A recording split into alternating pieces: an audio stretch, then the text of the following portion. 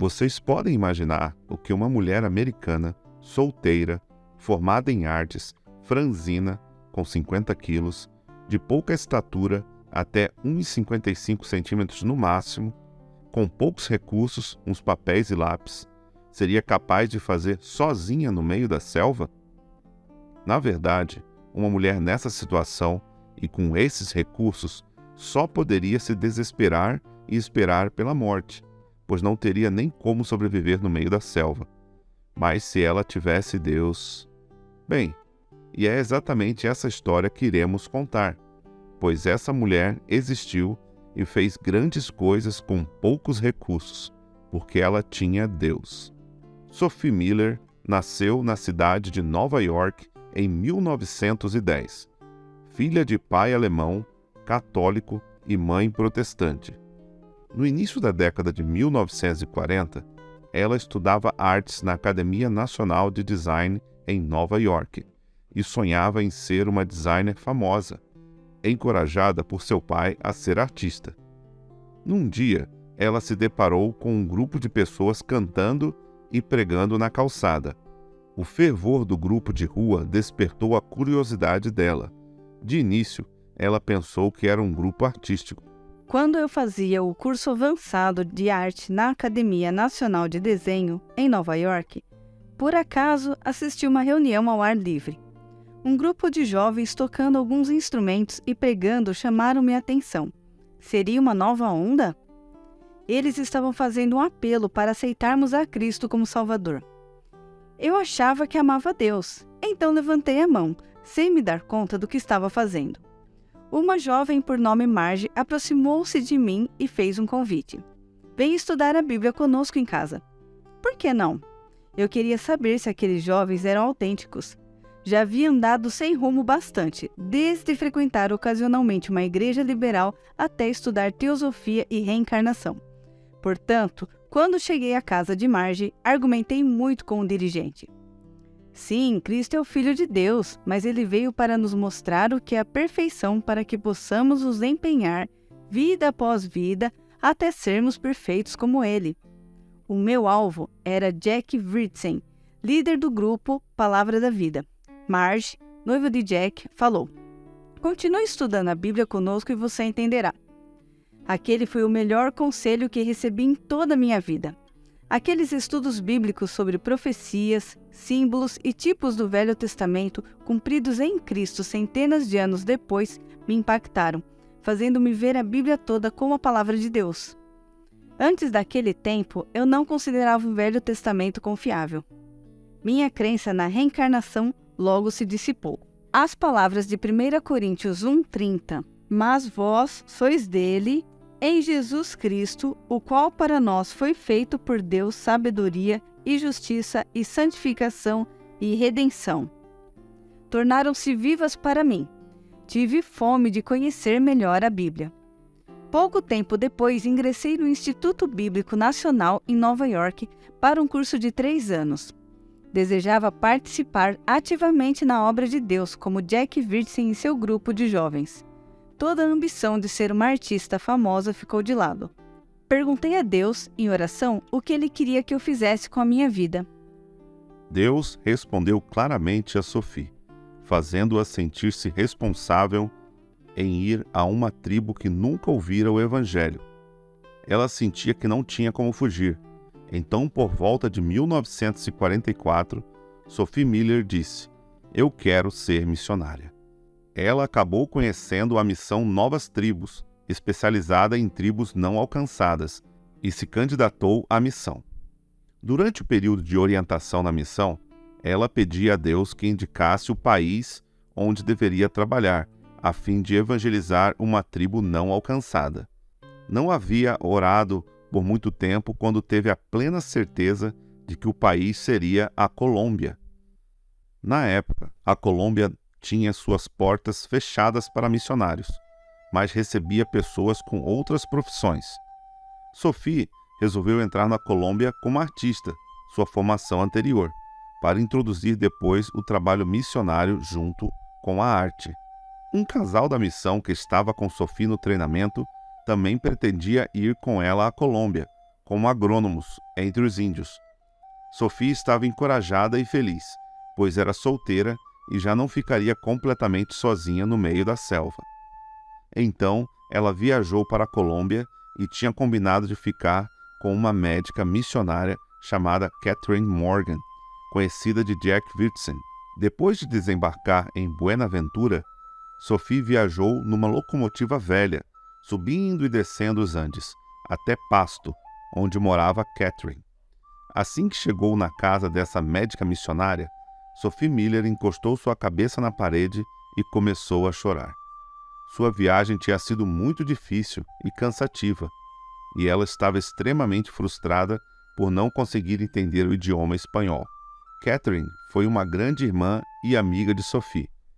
Catherine também tinha passado por diversas dificuldades, entre elas ter perdido seu marido, provavelmente envenenado, há 2 anos, e ela ficou viúva com 4 filhos. A perspectiva de vida de Catherine e de seu serviço abnegado à vizinhança paupérrima, dia após dia, deram um grande equilíbrio para a vida de Sophie naquela época. Por 6 meses, Sophie morou com Catherine enquanto estudava o espanhol, onde ela recebeu uma boa base para conversar na língua oficial da Colômbia e a qual a capacitaria a assimilar a língua tribal logo depois. Sophie aguardava ansiosamente pela chegada do casal que iria com ela até as tribos, até que em certa ocasião recebeu uma carta da missão que dizia que os vistos do casal haviam sido negados. Eles não viriam mais. A princípio fiquei atordoada. Depois vi que minha obediência a Deus não dependia daquele casal, mas sim de como eu pessoalmente o serviria. Decidi prosseguir sozinha rumo aos índios da selva colombiana. Então chegou o dia em que Sophie ia partir para o interior. Foi difícil se despedir de Catherine, pois ela estava temerosa dos perigos que Sophie poderia enfrentar sozinha na selva. A preocupação de sua querida amiga a lembrava do temor que seus pais tiveram quando ela partiu de Nova York. Você não tem muita resistência, disse meu pai. Você poderia fazer muito mais aqui com sua habilidade artística. Meu pai nutria grandes esperanças em mim como artista, mas quando ele viu que eu não desistiria, procurou se conformar. Vá embora, disse ele. Veremos onde sua teimosia a levará. Mas eu sabia que lá no fundo ele tinha orgulho vendo-me fazer o que eu achava certo. Ele mesmo nunca falharia em cumprir um dever, custasse o que custasse. Então Catherine instruiu bem Sophie e recomendou que ela fosse até Puerto Leguísimo, onde estava um casal de amigos de Catherine e que poderiam ajudar Sophie a encontrar uma tribo não alcançada. Sophie partiu e embarcou num caminhão com 2 malas. Ela começou a se sentir muito solitária. Ela sentia a falta das asas protetoras de Catherine, que foi como uma verdadeira irmã para Sophie. Ela enfrentou muitas dificuldades, vários dias de viagem difícil e cansaço extremo até chegar a Puerto Leguísimo, onde foi recebida com muita hospitalidade do casal de missionários. Porém, ali não havia tribos não alcançadas. Então Sophie partiu para o sul da Colômbia, em Letícia, buscando uma tribo onde pudesse levar o evangelho. Mas por onde Sophie passava, ela falava de Cristo e distribuía o evangelho de João nos postos militares. Chegando em Letícia, não encontrou nenhuma tribo não alcançada. Mas Sophie não desistia de seu propósito, e apesar das muitas dificuldades, viagens cansativas e perigosas, ela tinha certeza para o que Deus a tinha chamado, e sabia que Deus estava com ela e não a abandonaria. Então ela foi orientada a procurar Pat Simmons, diretor da Cruzada Mundial de Evangelismo, que morava em Bogotá, capital da Colômbia. Mais uma vez, Sophie enfrentou barco, caminhão e trem.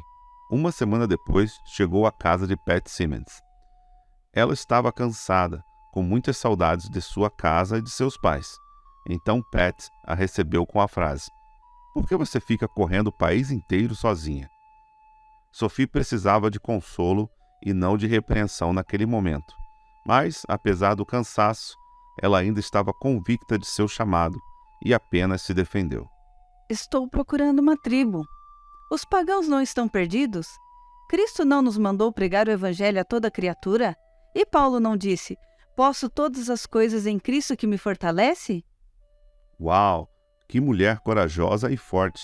Apesar de tanta viagem, tanto esforço e de não estar perto de seu alvo, mesmo assim, ela ainda procurava forças em Deus para cumprir seu chamado. Ao que Pat respondeu mansamente, mais para si mesmo do que para Sophie: coragem é o acorde perdido do cristianismo. Os 15 dias que Sophie passou na casa de Pat Simmons aumentaram seus conhecimentos da região, onde pretendia trabalhar. Deus a estava preparando e capacitando para o trabalho ao qual ele a chamou. Então ela foi levada até outros missionários que estavam na tribo Cubeu para auxiliarem Sophie. Ela foi para lá e lá eles tinham informações sobre uma tribo de índios Curipaco, que ainda não tinham sido alcançados.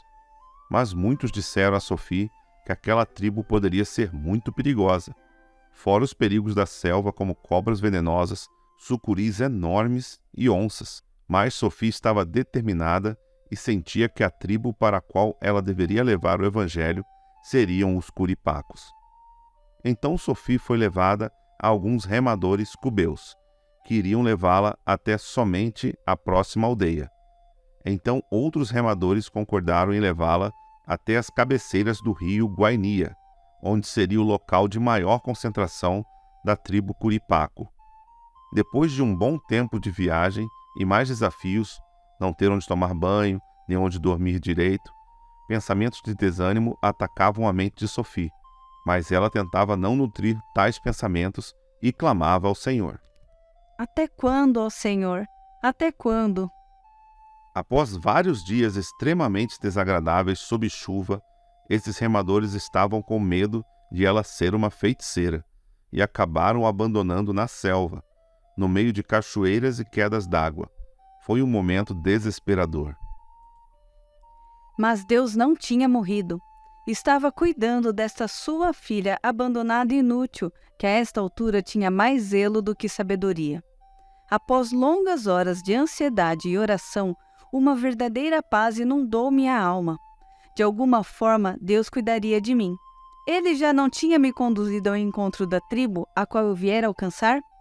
A resposta de Deus foi o barco de um comerciante, remado por 4 espantados remadores Curipaco. Não tiravam os olhos de mim. Quem esperava encontrar uma mulher branca, frágil e sozinha no lugar desse? Sophie explicou sua situação ao comerciante, que decidiu levá-la junto. E não só isso, mas ele era um comerciante que comprava farinha de mandioca dos índios, e acabou dando mais informações sobre os Curipacos. Ele disse: "Você não vai mudá-los. Eles gostam demais das bebidas, danças e costumes tribais." Ao que Sophie respondeu: Não, eu não vou mudá-los, mas a palavra de Deus os mudará. Finalmente, Sophie chegara a uma tribo Curipaco. Porém, isso era só o princípio de tudo o que iria vir ainda. Ela chegou lá na tribo e até que foi bem recebida, por quem ela logo percebeu que era o chefe. As mulheres tinham medo dela, mas logo ela foi conquistando a todos e falava de Deus para aqueles índios. Pelo menos ela achava que os tinha conquistado. Mas os índios estavam desconfiados, com medo de que ela fosse uma feiticeira tentando enganá-los. Seus antepassados, sabe-se lá quantos anos antes, haviam dito que viria alguém, uma irmã com a mensagem para todos os povos. Será que era ela? Eles teriam que prová-la. Então eles prepararam uma sopa, que na verdade era um veneno muito forte, capaz de matar 5 homens, e ofereceram para a irmã branca. Era uma sopa com um aspecto muito estranho, com pés de tartaruga e unhas boiando. Mas Sophie sabia que se recusasse a comer o que os índios ofereciam, ela estaria os ofendendo. Então ela se esforçou e tomou tudo, mesmo sentindo náuseas só de olhar para aquilo. Assim que terminou de tomar, imediatamente começou a sentir náuseas mais fortes, mas ela nem suspeitou que poderia ser veneno, apenas achou que estava se sentindo mal por causa do aspecto da sopa. Depois começou a sentir fortes dores abdominais, até que vomitou toda a sopa que tinha tomado. e depois conseguiu dormir em sua rede. No dia seguinte, toda a tribo ficou tremendamente espantada, assim que ela se levantou e continuou a ensiná-los sobre Deus.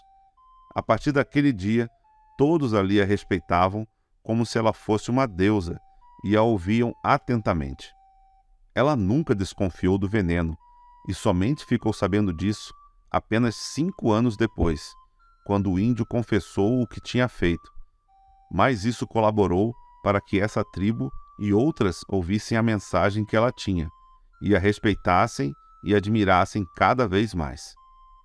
Ela alfabetizou os índios, ensinava a palavra de Deus e lutou contra o alcoolismo na tribo.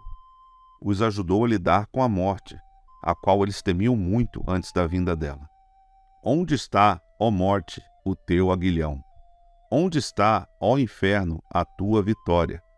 Ora, o aguilhão da morte é o pecado, e a força do pecado é a lei. Mas graças a Deus que nos dá a vitória por nosso Senhor Jesus Cristo. 1 Coríntios 15, 55 a 57. Quando os índios entenderam que ela não tinha poder sobre a morte e que havia um Deus soberano que está acima de todas as coisas, ela deixou de ser uma deusa branca e passou a ser simplesmente a irmã branca. Apesar de muitos índios não deixarem de lado a feitiçaria em que criam, Sophie não desistia de ensinar a palavra de Deus. Por causa de sua grande persistência, fé, oração e determinação, aos poucos ela foi vendo a transformação daquelas pessoas e sua conversão. Não foi fácil, nem simples, nem rápido e nem sem sofrimento, mas Sophie não desfaleceu. E não nos cansemos de fazer o bem, porque a seu tempo ceifaremos, se não houvermos desfalecido. Gálatas 6:9. E Sophie não se cansou, ela não reclamava, e até mesmo quando voltava para sua casa nos Estados Unidos, onde tinha todo o conforto, o que ela fez bem poucas vezes durante toda a sua vida, Sophie sentia falta de estar com os índios no meio da selva, ensinando-os a palavra de Deus e servindo ao seu Senhor. Mesmo que isso significasse estar rodeada de mosquitos, comendo somente farinha de mandioca, leite, lata de leite em pó que ela mesma levava do seu país, ou pão, pois os índios deixavam de caçar e plantar enquanto ela estava na tribo alfabetizando e ensinando-os sobre Deus. Por mais de 40 anos, Sophia Miller serviu no ministério ao Senhor Jesus Cristo na Amazônia brasileira, evangelizando 2 tribos, Curipaco e Baniwa.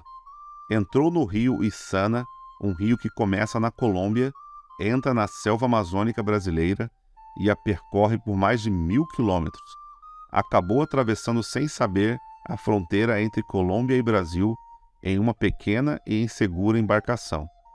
O que parecia ser um erro de direção pelas águas perigosas dos rios Negro e Içana se tornou o caminho para um dos trabalhos missionários mais consistentes realizados na Amazônia. Enquanto servia no meio das tribos, Sophie dividia o seu tempo assim. De manhã, alfabetizava o povo. À tarde, ensinava a palavra de Deus, com ilustrações que ela mesma confeccionou por ser artista. À noite, descansava e tirava as dúvidas dos indígenas. E quando estava viajando para outras tribos, o que ela fazia de barco, tentando alcançar todos os povos Curipaco e Baniwa, que viviam nas margens desses rios, ela trabalhava incansavelmente na tradução da Bíblia para a língua dos índios. Alguns índios a acompanhavam nessas viagens, e eles mesmos começaram a alfabetizar outros índios, a pregar o Evangelho e a construírem igrejas nesses locais em que passavam. Quase 60 anos depois, havia mais de 50 igrejas entre os indígenas da região. O Novo Testamento foi traduzido para a língua local e os índices sociais estavam acima da média brasileira. Esses fatos foram reconhecidos inclusive no meio secular. O fotojornalista Pedro Martinelli, em seu livro Amazônia, O Povo das Águas, diz que os indígenas do Alto Rio Negro e do Rio Içana têm título de eleitor e altíssimo índice de alfabetização, em algumas aldeias chegando a 95%. Chama a sua atenção o fato de as comunidades indígenas evangélicas serem muito organizadas e não sofrerem com o alcoolismo.